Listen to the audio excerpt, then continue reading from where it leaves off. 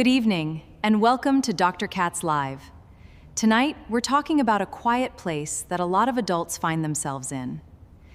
A place that isn't necessarily painful, but is deeply unsettling. It's that moment where, on paper, your life is working. You have the job, you have the family, you pay your bills, you've built the stability you spent years praying for. When life slows down, you realize something unsettling. You aren't unhappy, but you've stopped moving. Your hard-earned stability has quietly become a ceiling. To help us understand how we move from quiet stagnation back into genuine growth without destroying the good lives we've already built, please welcome to the stage Dr. Katz.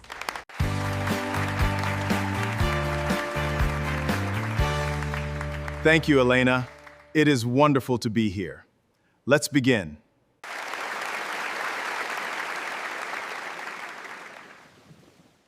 Thank you for being here. It is my absolute honor. Dr. Katz, there are people here tonight who are not necessarily unhappy. They have careers, families, responsibilities. From the outside, their lives may even look successful. But inside, they feel as though their lives have stopped moving. What would you say to someone who feels that way? I would first ask them a question. When was the last time you became a beginner again?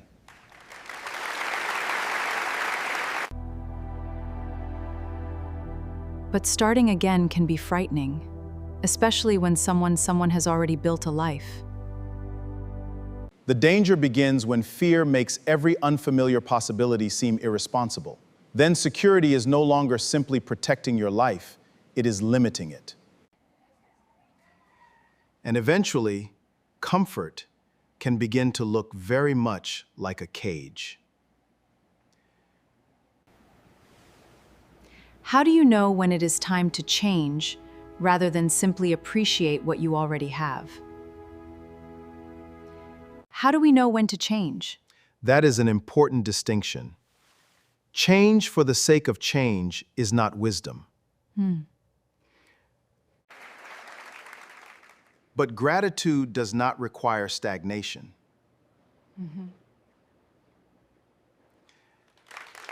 So a person can be grateful for the life they have built and still admit that some part of that life needs to move? Of course, gratitude means recognizing the value of what you have. It does not mean promising never to grow beyond its present form. But how does someone recognize the difference? A difficult season can make anybody restless. What tells us that we are experiencing temporary frustration and not something deeper? Look at what the feeling does over time.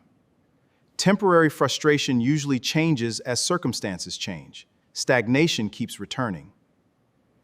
You take a holiday, you rest, you tell yourself to be more positive, and a few weeks later, the same quiet dissatisfaction is waiting for you. Even though nothing is obviously wrong? Sometimes, especially then.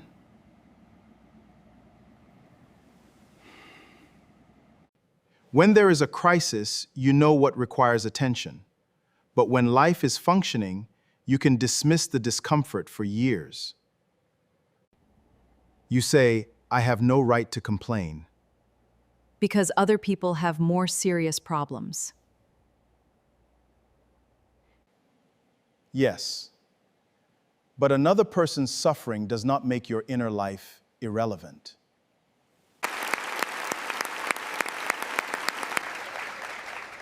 You can appreciate your circumstances and still ask whether you are participating fully in them.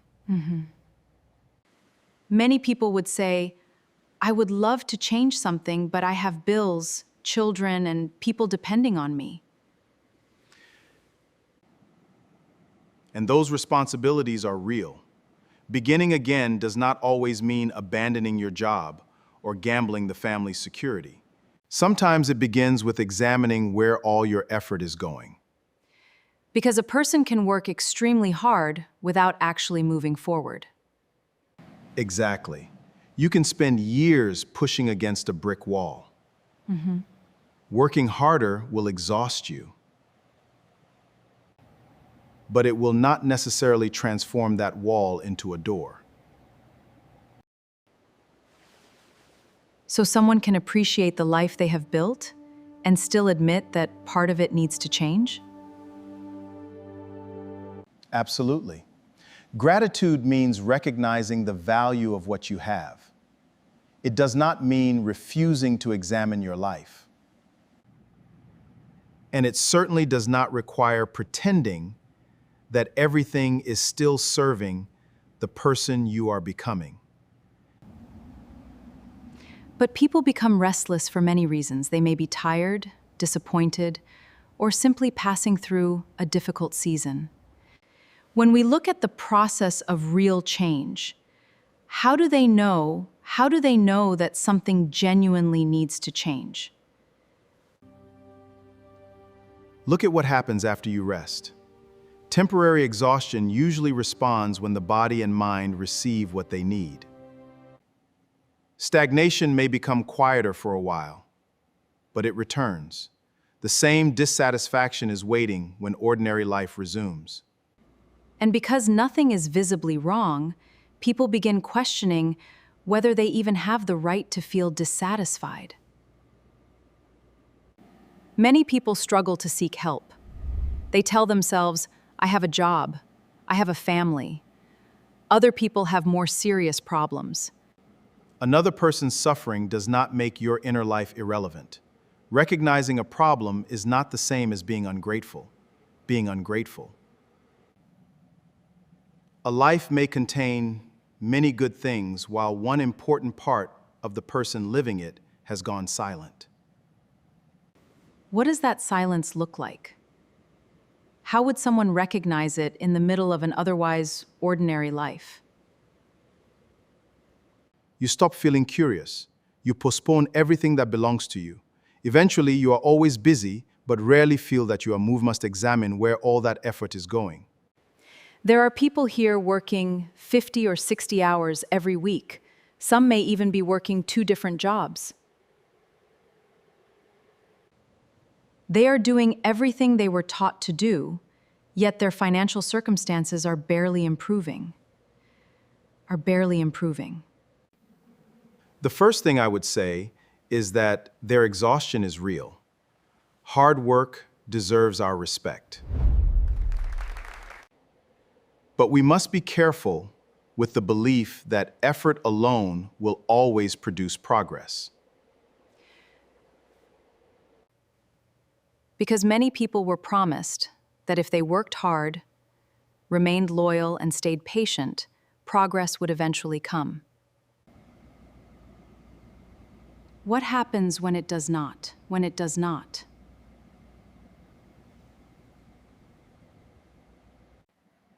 Imagine that you are pushing against a brick wall. You push for 8 hours, but nothing moves. So you decide that the problem must be your effort. Tomorrow, you push against it for 12 hours. How do we face that wall? Eventually, you become the hardest working person that wall has ever met. How do we face that wall? Eventually, you become the hardest working person that wall has ever met. But the wall does not become a door simply because you are exhausted. You are exhausted. Effort needs direction.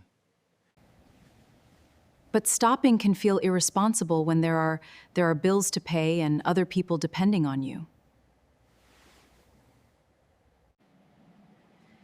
How does someone examine their direction without abandoning the responsibilities they already have?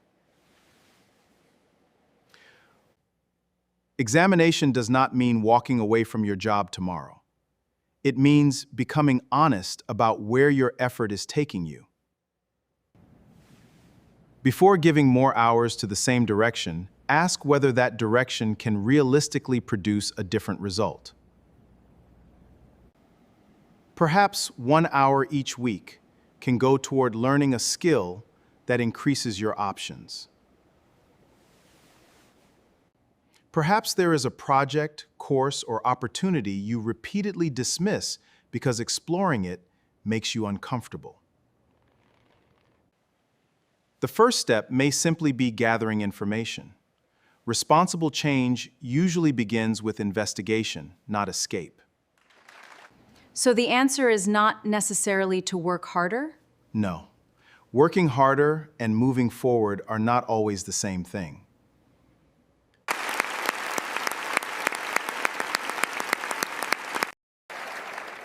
But what about the person who already understood that distinction? They examined their direction, took the risk, and tried something different. They started the business, changed careers, returned to school, or invested their savings, and it failed. Now that person is not merely stuck. They may be ashamed, financially wounded, and afraid to trust themselves again. What does beginning again mean to someone who believes courage has already punished them once? At first, beginning again may sound almost insulting. We should not cover genuine failure with inspirational language too quickly. Failure can consume money, confidence, time, and sleep. It can embarrass someone and place enormous pressure on relationships. Before searching for a lesson, we should be honest about the loss. Something mattered, and something painful happened. People may offer quick encouragement because they are uncomfortable sitting beside another person's disappointment. But once the loss has been acknowledged, how does that person prevent the experience from defining everything that comes afterward? After failure has taken your money, time, pride, and sleep, do not allow it to leave with the lesson as well. It has already charged you an extraordinary price. Collect the knowledge you paid for. So the experience must become information rather than an identity? Exactly. My business failed describes an event. I am a failure places a permanent sentence upon the whole person. A rejected application does not prove that you have nothing to offer. One wrong decision is not a prophecy. Ask what assumption was wrong, what warning you ignored, and what you would test differently next time.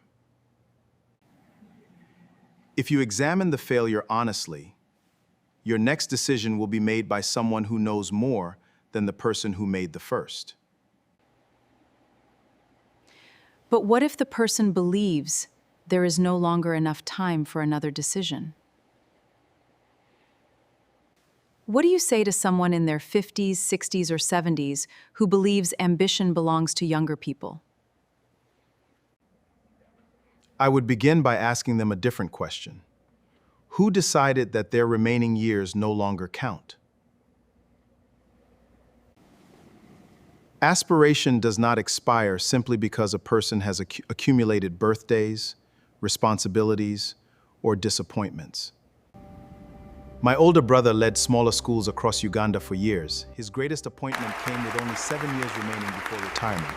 Success has no time limit. But beginning again at 60 is different from beginning at 20. The risks and responsibilities are not the same. That is true. Energy changes. Financial circumstances change. Other people may depend upon the stability you have created. We should acknowledge those realities honestly. But different does not mean impossible, and caution does not have to become surrender. Then beginning again does not necessarily mean abandoning an entire life and starting over from nothing? Not at all. It may mean taking one course, learning one skill, or finally beginning the project you postponed. It may mean repairing a relationship, changing one habit, or becoming healthy enough to participate more fully in your future. Someone may say, the qualification will take 4 years. By the time I finish, I will be 64. And how old will that person be in 4 years if they do not begin? They will be the same age, just 4 years older. Time will continue moving. The question is whether you will permit yourself to move with it. Age also brings knowledge. You understand more clearly what impresses people temporarily and what genuinely matters. You may have less time to waste, which can make you more honest about how you choose to use it. Beginning again means refusing to believe that yesterday has already decided everything tomorrow is allowed to become. Time will continue moving. The question is whether you will permit yourself to move with it. Many people postpone those new beginnings for a reason they consider honorable. They say, I am working this hard for my family, but at what cost?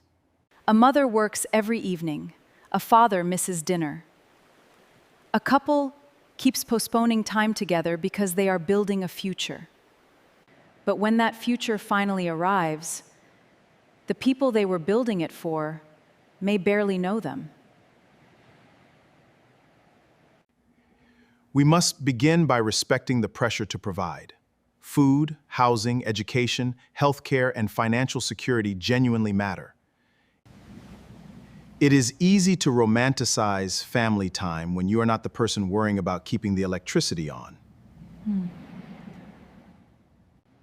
So how do we discuss presence without making hardworking parents feel guilty for doing what survival requires?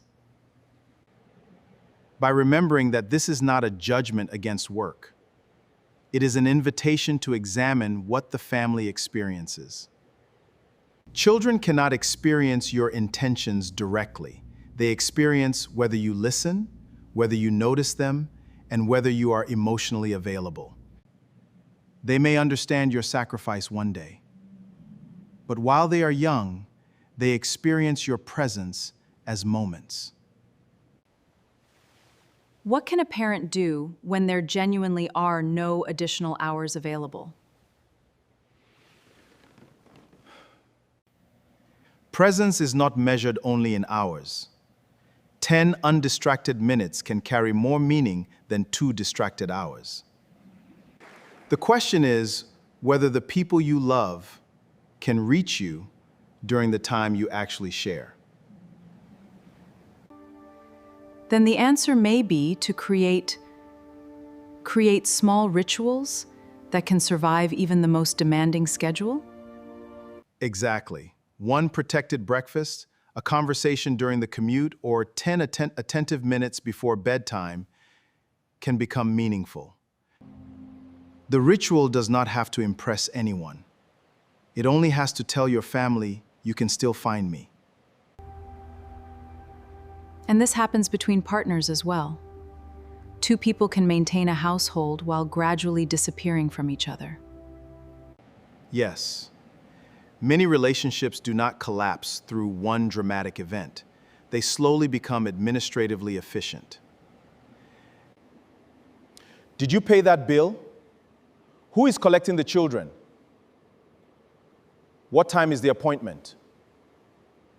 2 people become excellent managers of a shared institution and stop being curious about one another. How do they begin finding each other again when practical responsibilities dominate every conversation? Begin with a question that is not about management. Ask, how are you changing? Then remain long enough to hear the answer. Curiosity tells another person that they are still more than the function they perform inside the household. Work, build, earn, and provide with dignity, but never become a stranger in the home you are working so hard to sustain. then success must be measured by more than what arrives in the home financially. Success that provides material comfort while destroying the relationships it was intended to protect must be questioned. Providing matters, but the people you love also need memories, conversation, attention, and some evidence that you were there. And what happens when someone hears this and realizes that they have already been absent for too long? They remember relationships they neglected, opportunities they ignored, and dreams they repeatedly postponed. How do they live with that regret? They look backward and see years they wish they could recover. But time does not return what it has already taken. Regret can be useful because it tells us that something mattered and that we failed to live according to it. But regret was meant to become a teacher. It was never meant to become our permanent residence. Some people believe they deserve to continue suffering because of the pain their choices caused. Continuing to punish yourself does not repair the person you hurt. It only produces another damaged person. Accountability asks, what can I acknowledge, repair, or change? Shame without requiring different behavior. One looks toward responsibility. The other can become another way of remaining trapped inside yourself. But what if the moment that needed them is already gone? Their children may be grown, or the relationship may have ended. You cannot return to the dinner you missed 12 years ago, but you can call the person today. You cannot become the parent you were not then, but you can meet the adult standing before you now. And if that person finally describes what your absence cost them? Listen without defending yourself. An apology is not a negotiation designed to obtain immediate forgiveness. Say, I see what I did. I understand more of what it cost you. I am sorry. And what if they apologize sincerely, but the other person is not ready to forgive them? Then they must respect that boundary.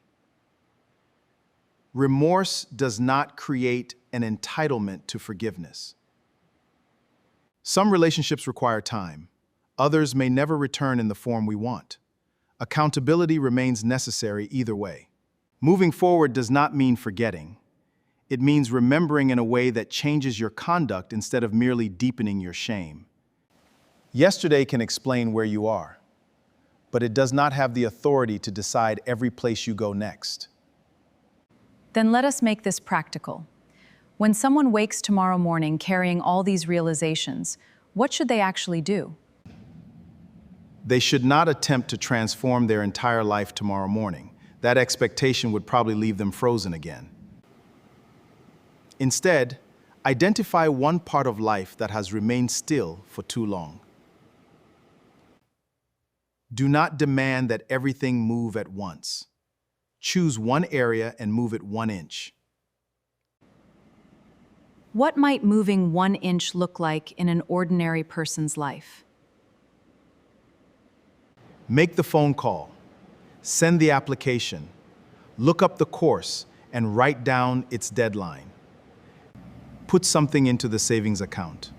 Walk for 15 minutes. Read the first chapter. Write the first paragraph. Schedule the appointment. Ask for help before the problem becomes another year older. And if the part that has remained frozen involves a relationship rather than a career or personal project? Then make the human move. Apologize without adding but. Ask the question you have been avoiding. Here is my advice. Tell your partner the honest sentence you keep rehearsing only when you are alone. Some people will hear these suggestions and think, that is too small to make any meaningful difference. Small is precisely what makes the action available. Movement usually begins long before it becomes impressive. One completed decision gives the mind evidence that you are still capable of acting. That first action makes a second one easier. Gradually, momentum begins replacing the story that nothing can change. And what happens when they begin well, miss a day, and immediately believe they have failed again? Then they have missed a day. They have not destroyed their future. Perfection is another cage. Return the following day. A person who returns is still moving. Do not ask tomorrow to prove your entire future. Ask it to provide one piece of evidence: I can still act. Before we invite questions from the audience, what is the one conviction you want every person here to carry home? Do not spend your entire life making a living and forget to make a life. Earning money matters. Providing matters. Responsibility and ambition matter. But so do family, friendship, curiosity, learning, laughter, and the courage to remain present. A difficult chapter does not mean the entire story has failed. One lost opportunity does not eliminate every possibility. Failure does not have to become identity. Age does not have to become surrender.